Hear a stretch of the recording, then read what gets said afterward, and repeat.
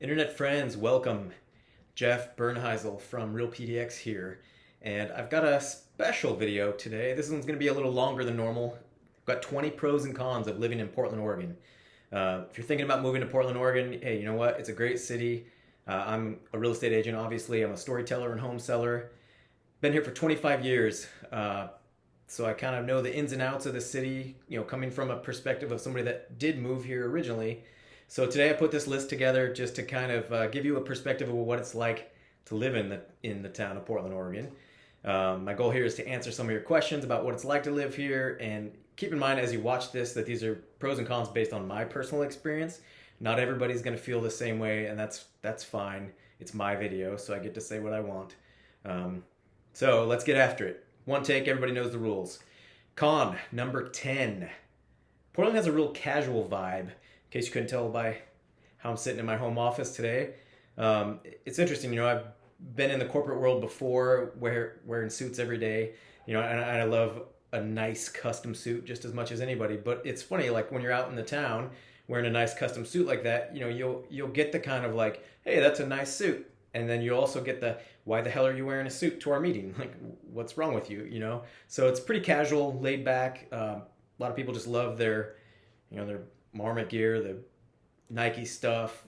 Depends on if you're in the corporate world or not. But it's also the pro about living in Portland is if you're into the casual vibe like this, I'm just as comfortable wearing jeans and flip-flops and hoodies as I am in a custom suit. And so you got the best of both worlds. So it's pro and con. Number 10, casual vibe of Portland. Con number 9, and obviously in case you can't tell, I'm just going to count these down to number 1. So con number 9 is kind of our reputation, what I call our reputation in the media. My friends all over the country, contrary to what some of them think, we're not all protesting, pot-smoking, tree-hugging hippies. Some of us are. That's cool too. Whatever. Portland is very green, and I mean this in two ways. It rains a lot here. So everything around us is green and lush most of the year. That's awesome. The other thing about being green is I mean kind of like the respect for the environment. That's a big deal here in Portland. Grocery stores can't use plastic bags. That was banned a couple years ago. Plastic straws are heavily frowned upon. God forbid you have a plastic straw and kill a sea turtle or something. Whatever. Portland was also the first city in the U.S. to impose a corporate tax that puts some of those funds to use to basically fund initiatives for energy efficiency in underserved communities. So that's a tongue twister, but it's hard not to get behind a city that has initiatives like that put into place. That's pretty cool. Con number 8, we are pretty reserved as a community, as a city. So, the locals are a very reserved group of people. As a new person in town, I can tell you when I first moved here, like it was pretty hard to make friends, hard to break into established social circles. But once you do, you have some of the nicest, best friends around. My friends here in town, most of them would do anything for me, and same with me to them. So, again, hard to break into those social circles, but once you do, you're good to go. Pro number 8, we have no sales tax. Something that comes up pretty much every voting season, but Portland, for whatever reason, the Portlanders are pretty adamant about not having a sales tax. Whether that's a pro and a con to you, whatever. To me, it's a pro. It's actually pretty cool because it's a big benefit to our local economy because right across the bridge, literally like a mile across the bridge from my house, is Vancouver, Washington. So a lot of people come down from Washington to shop in Portland and to eat and to drink and to have fun and do all that. So it actually feeds our economy quite a bit here in town. Con number 7, lack of diversity. As somebody who got to travel around a fair amount in my past life, traveling around the country, I'll say Portland is a pretty white community. I think it's like 77.1% of the people that live in Portland are white, like me. The next closest demographic is Hispanic at 9.7%, Asian at 8.1%, I believe, and then African American at 5.8%. So again, pretty white city. For those of you doing quick math, yes, those numbers add up to higher than 100%. It's the way that the census calculates all of the diversity and the demographics. So if you have issues with that, take it up with them. It's not me. Pro number 7, job opportunity here in town. Unlike our racial diversity, we're pretty well known for our diversity in our area businesses. So we've got everything from entry level up to the trade, corporate tech world, pretty much everything in between. There's community programs, private programs for people that are job searching. It's pretty easy to get a job in the Portland metro area.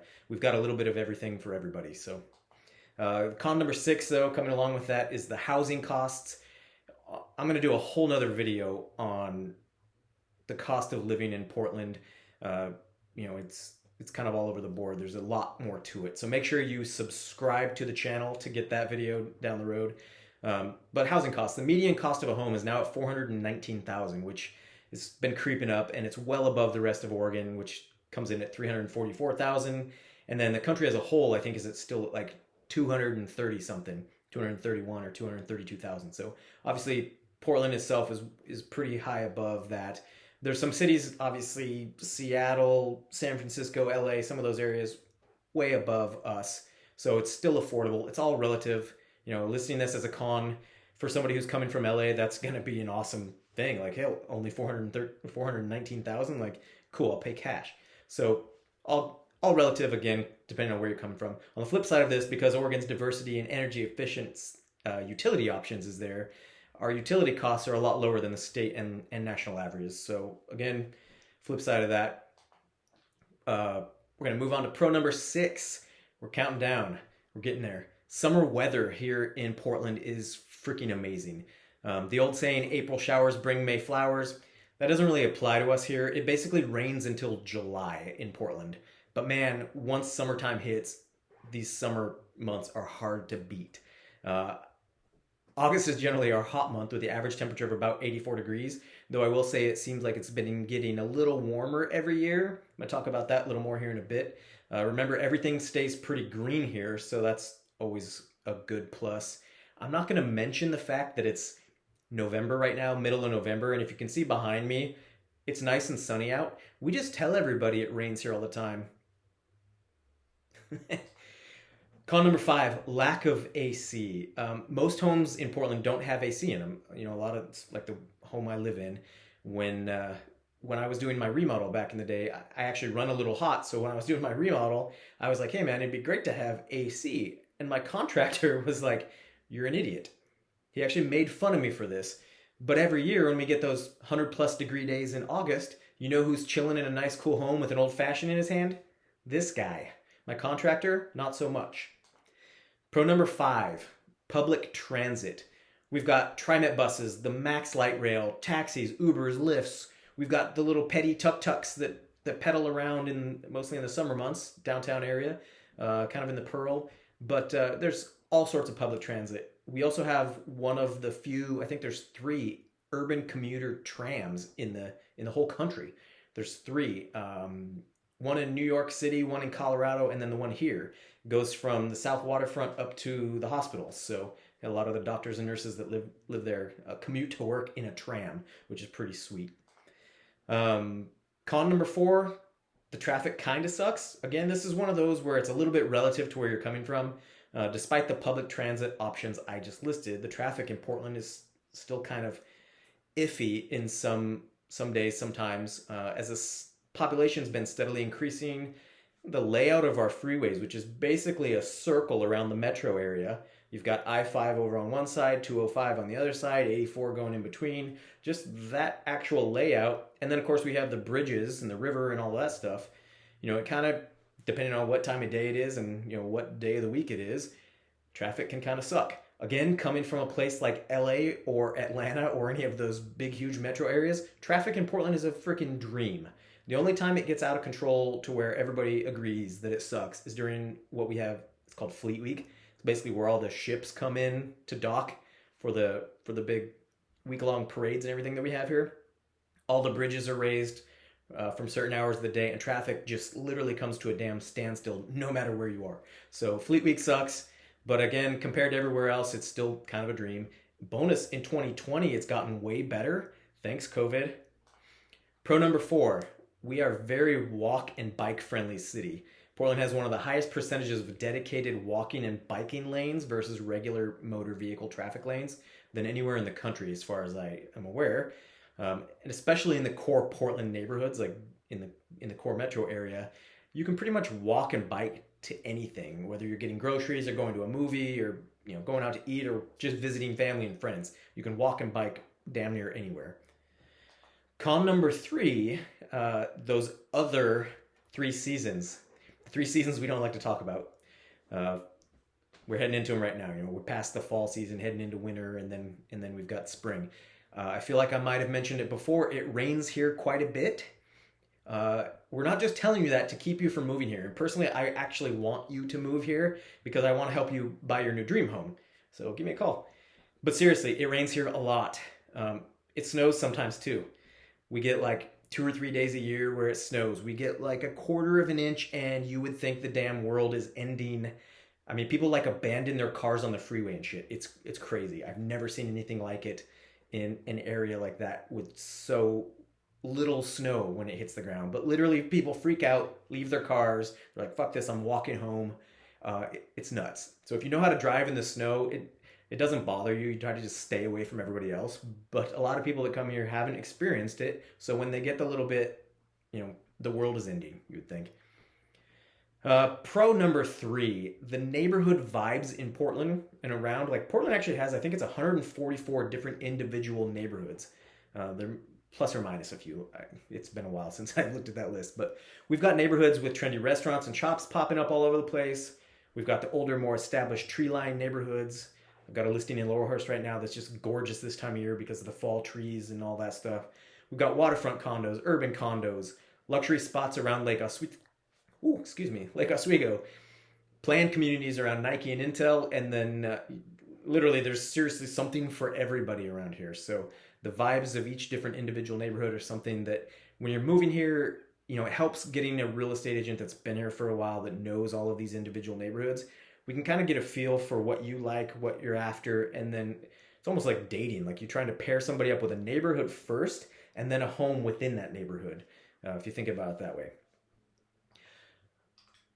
Con number two, newcomers, a lot of times we get sad. And I say we because I was a newcomer once myself, remember, 25 years ago. Seasonal affective disorder is a real thing around here.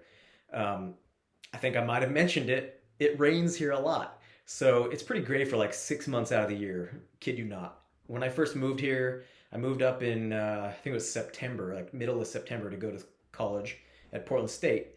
And even though I only moved from Southern Oregon, it's a lot nicer in Southern Oregon. There's like 4 definitive seasons down there and sun a lot more throughout the year. And so when I first moved here, it was great for like 6 months straight. And I was like, Jesus, what did I get myself into? This sucks. After a while, you get used to it. I popped some vitamin D. I hooked up some mood lighting in my little apartment downtown. And here I am, 25 years later, still love it. So you do get used to it. Plus, it makes those summer months that I mentioned even more enjoyable if that was a possible thing. Pro number two, proximity to unlimited adventures.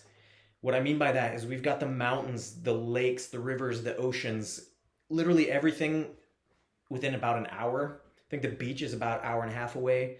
Depends on how fast you drive. But I've literally gotten up and gone skiing in the morning. I've come back down into the town and I've had a wakeboard session on the river. And then I've ended my day out at the beach for a barbecue bonfire. Like, there aren't that many places in the country that you can do that. There's obviously like certain months, like I'm not going to get up and go skiing and then come down and have a wakeboard session in the middle of winter. So usually in those spring months, you get spring skiing, spring wakeboarding, whatever you want to do on the river, and then out at the beach, the weather's pretty good usually too. So all sorts of fun can be had. The proximity to all of that, there's hiking, like anything you can think of, close to Portland within about an hour. All right, con number one, this is one that's been creeping up the last few years, the homeless issue. Like, it's become a pretty big deal, but honestly, it's become a pretty big deal all over the country. So it's not like this is only in Portland. It's been progressing, the last few years, gotten pretty bad. But one thing I will mention, I generally won't get into politics on most of my videos. This issue is extremely political, so I'm just going to leave it at this. Hopefully our future leadership comes up with a better plan than our current leadership has, because whatever they are doing right now, it's not really working. So we need somebody to step up and start taking this a little more seriously than our current leadership has been, so that we can kind of get this under control and come up with some solid plans on how to make this better, and what we can do as a community to take care of this issue. Pro number one, we are crafty mofos here in Portland. When it comes to food and beer and whiskey and cider and kombucha and coffee and like everything, food and drink wise, Portlanders are some of the craftiest mofos when it comes to that. Um, Personally, I'm not really into the craft ciders, beers, wine, coffee, all that stuff. I'm a foodie though, for sure. My girlfriend always gives me a hard time. She's like, "You plan your damn day around what food you're gonna eat." Sometimes hadn't really thought of that. It's kind of true though. There are days when I wake up and I'm like, "Oh, I'm gonna go have this for breakfast, and then at lunch I'm gonna go have this, and then for dinner I want to have this." We've got award-winning restaurants, food pods galore. If you don't know what a food pod is, it's basically like, you've heard of like food trucks or food carts. They'll make pods of those, and we have a bunch of those throughout the city now, where there's like 10 or 15 food carts all in one little area. You can go there and find any type of food you're after. There's websites dedicated to helping you find that. I, as a real estate agent, have my favorites, obviously, as I'm heading around town. I also love whiskey, so my crafty friends even go so far as to call me a whiskey snob, but whatever. I make the best old fashions you will ever have. They never seem to complain about that. But whatever you're into, Portland has you covered. So that's it. Whew. As I mentioned, I hope that gives you a glimpse into kind of what it's like to live here in Portland.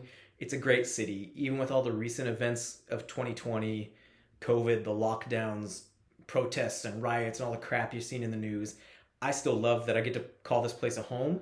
I hope you will too. If you have questions, hit me up in the comments below. If you're thinking about moving here, I'd love to help. Give me a call, text, email. I'll put all that down in the description of the video always. So yeah, that's it. Thanks for watching. Take care.